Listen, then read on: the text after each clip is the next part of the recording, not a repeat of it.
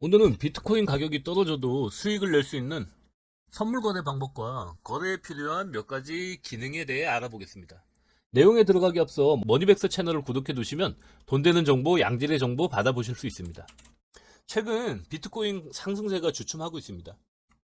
2024년 2월 초 5천만 원 중반에서 1개월 만에 1억 원을 넘기며 파죽지세로 오르던 비트코인이 잠시 조정을 받고 있는 모양새입니다.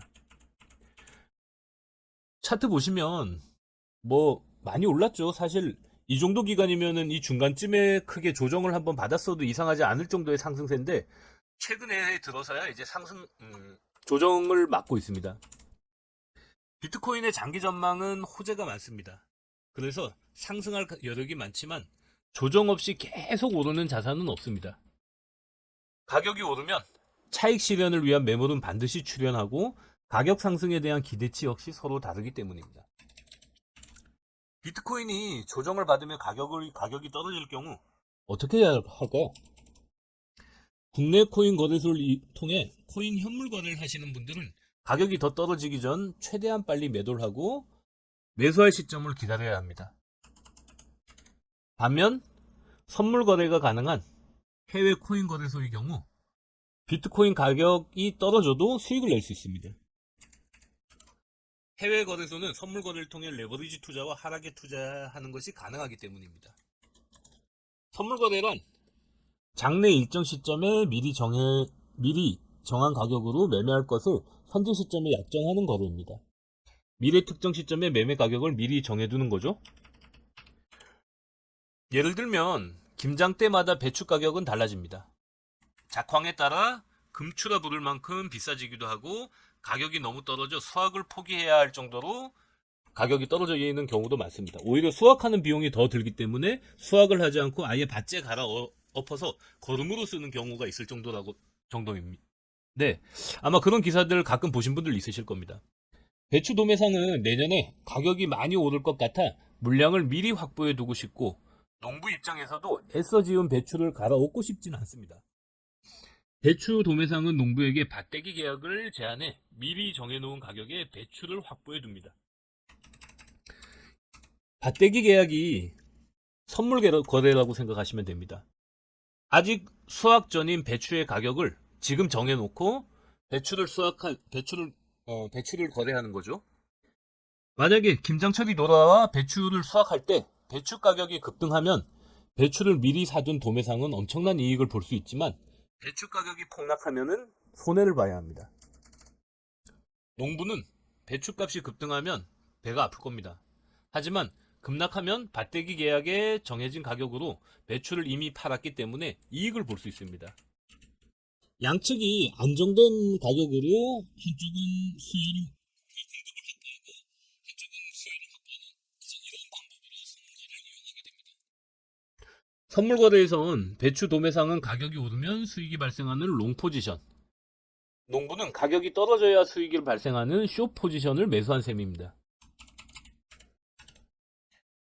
그래서 코인 가격이 상승될 때는 롱, 코인 가격이 하락이 될 것이라 생각되면 숏 포지션을 하면은 가격이 하락할 경우 숏 포지션을 들고 계신 분들은 수익이 발생하게 될 거고 가격이 상승할 경우 롱 포지션을 들고 계신 분들은 수익을 보게 될 겁니다. 물론 반대는 손실을 보게 되죠. 비트코인 선물 역시 향후 가격이 오를 것으로 예상되면 롱 포지션, 가격 하락이 예상되면 숏 포지션을 매수하면 됩니다. 선물 거래는 처음 하시는 분들 같은 경우에는 익숙치 않은 몇 가지 용어와 차이점 정도는 알고 거래를 하셔야 됩니다. 일단 현물 거래와 선물 거래의 차이점을 이제 비교해 봤는데 수수료는 현물에 비해서 선물 거래가 현격히 저렴합니다. 보통은 한 20% 수준 정도 되는 것 같습니다. 레버리지 투자는 현물은 불가하지만은 선물 거래 같은 경우에는 최대 125배, 최근 해외 거래소 같은 경우에는 200배까지도 이제 레버리지 투자 가능하도록 열어둔 곳이 있더라고요. 손실 범위는 현물 같은 경우에는 당연히 투자금 내에서 최대 손실을 볼 수 있고 선물 거래 같은 경우에는 내가 투자금 내에서 손실 범위를 정할 건가 아니면 투자금 플러스 계좌 잔고까지 손실 범위를 이제 확대할 건가를 선택할 수 있습니다. 수익이 발생하는 방법은 현물은 상승시, 선물 거래는 상승, 하락, 양방향에 투자를 할 수 있습니다. 일단 선물 거래는 현물 거래에 비해 장점이 많습니다. 낮은 수수료, 레버리지 투자 가능한 거, 양방향 투자가 가능한 거. 이런 부분들이 현물에 비해서 선물 거래가 갖는 장점인데, 뭐 수수료 낮고 레버리지 투자 가능해 투자 효과를 극대화시킬 수 있다는 점. 하지만 레버리지 125배를 활용한다면 100만 원으로 1억 2,500만 원의 투자 효과를 낼 수 있습니다. 가격이 만약에 내가 예상한 방향대로 움직여준다면 정말 엄청난 이익을 보게 될 겁니다. 하지만 반대로 이제 움직인다 그러면은 순식간에 원금 전액 손실을 볼 수 있습니다. 이 정도면 투자가 아니라 짧은 순간 승부가 판가름 나는 홀짝 게임 수준의 변동성이라고 보시면 됩니다. 그냥 레버리지 100배다 그러면 내가 이제 매수 매도 포지션을 이제 사는 순간 상하로 1%만 움직여 1% 범위 내에서도 바로 이제 계좌가 다 청산되거나 아니면 수익이 내가 이제 투자금의 100배가 발생하거나 둘 중에 하나라고 보시면 되니까 뭐 정말 홀짝 정도의 이제 변동성을 가지고 계시다고 보면 되겠죠. 과도한 레버리지 사용은 정말 자제하셔야 됩니다. 시장에는 늘 겸손한 마음으로 접근해야 되는 거 아시죠? 양방향 투자와 레버리지 활용은 과도한 수수료 부담으로도 이어질 수 있습니다.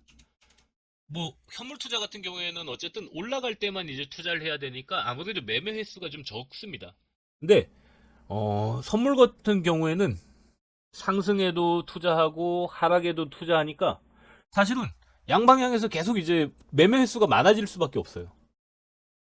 여기다 이제 레버리지까지 썼다. 그러면 레버리지 비율만큼 추가로 수수료를 부담해야 된다 생각하시면 됩니다. 해외 거래소 선물 거래의 경우 수수료도 낮지만 수수료 환급 플랫폼을 통해 일부 환급받을 수는 있습니다. 그래서 수수료 부담을 조금 낮출 수 있다는 거.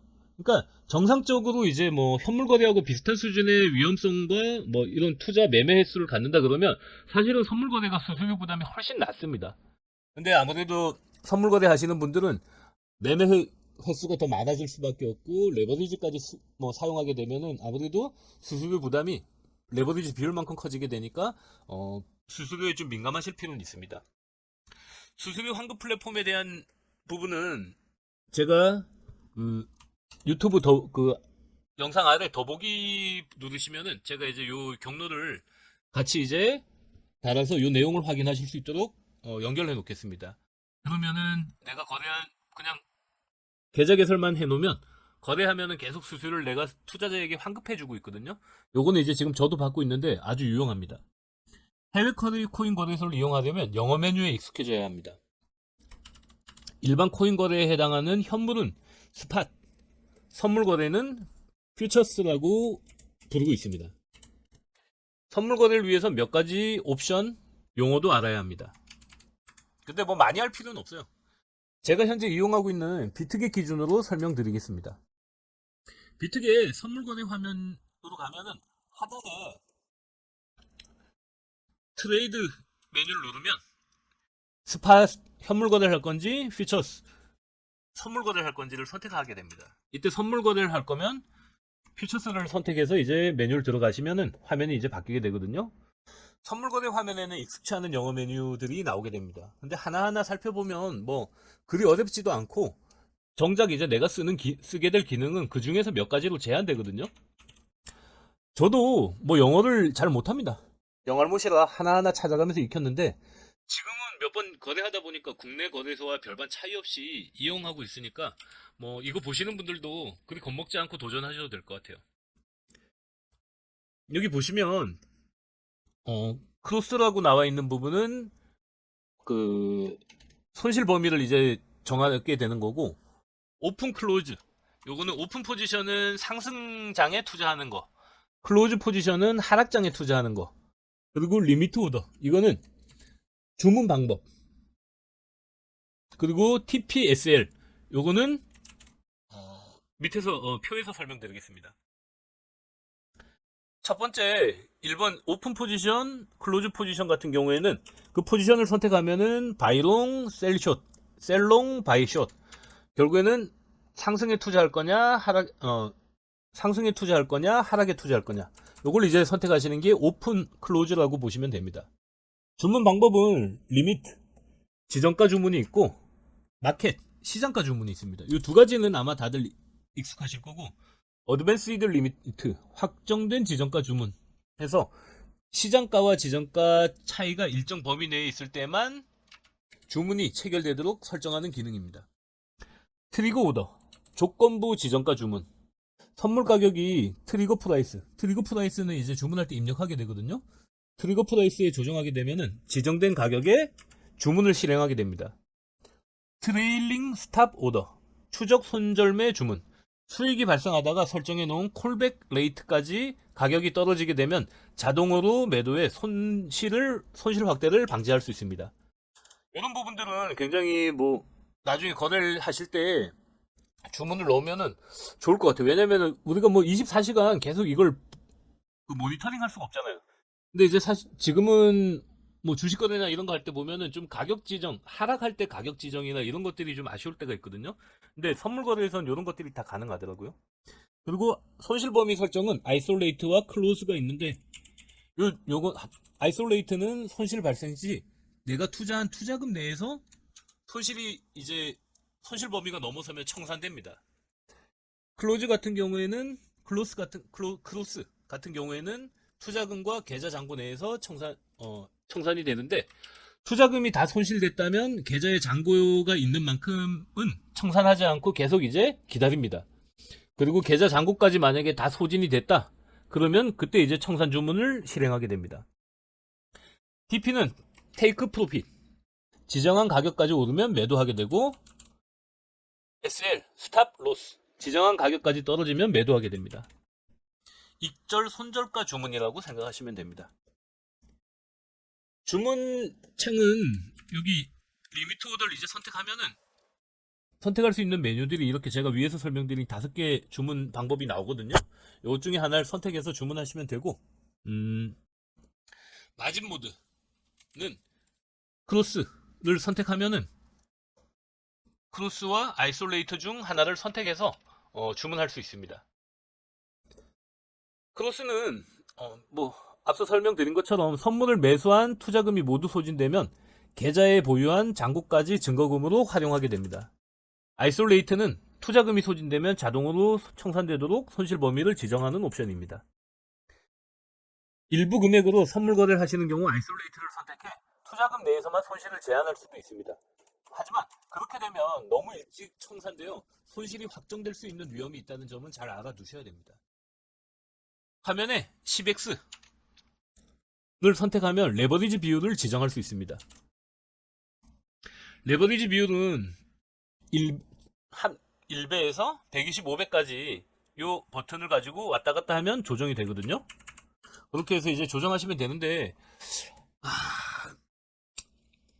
앞서 말씀드렸듯 레버리지 이용은 손실과 이익의 기회를 극대화하게 되지만 과도한 레버리지 비율은 다시 한번 이제 강조드리지만 자제하셔야 됩니다. 혹시 하시더라도 최대 10배 이상의 레버리지를 안 쓰셨으면 좋겠어요. 10배만 해도 사실 여기에 들어가는 수수료나 이런 비용들을 빼면은 9% 정도의 가격 하락이 만약에 예측한 가격 범위에서 벗어났다. 그러면 청산 주문이 실행될 수 있습니다. 아이솔레이트 같은 경우에. 그렇기 때문에 여기에서는 꼭 레버리지 비율을 좀 보수적으로 운영하셨으면 좋겠어요. 이 정도만 알아도 선물 거래를 시작할 수 있지만 처음 거래할 땐 주문이 익숙해지기 전까지 소액으로 거래하는 걸 추천드립니다. 저도 처음 거래할 때는 5만원, 10만원 단위에서 거래를 시작했습니다. 최근 비트코인 가격이 다시 단기간 급등하며 코인에 대한 관심 갖는 분들이 많아지고 있습니다. 예전에 이제 또 코인에 관심 없던 코린이들이 하나씩 등장하면서 거래량이 늘고 있는데 제가 강조드리고 싶은 부분은 조절 불가능한 가격은 어쩔 수 없지만 수수료는 처음 거래할 때 한 번만 신경 써두면 향후 코인 거래를 하는 내내 절감할 수 있습니다. 그래서 코인 수수료는 가장 이제 낮은 거래소를 선택하시고 낮은 거래소 중에서도 내가 코인을 나중에 이제 수수료 일부 환급받을 수 있는 거래 플랫폼을 통해서 거래하시는 걸 추천드립니다. 현재 미국 증권거래소에 상장된 11종의 비트코인 현물 ETF에서 지속적으로 비트코인을 매수하고 있습니다. 4월에 도래하는 반감기 이후 공급은 절반으로 감소하게 됩니다. 한마디로 수요는 점점 늘어나는데 오히려 공급은 반으로 줄어들게 됩니다. 가격이 더 오를 호재들이 많아 단기 조정에 잘 대응하며 장기 보유 전략을 취하시면 좋은 결과로 이어질 것 같습니다. 오늘은 비트코인 선물 거래에 대해 알아봤습니다. 이만 마치겠습니다.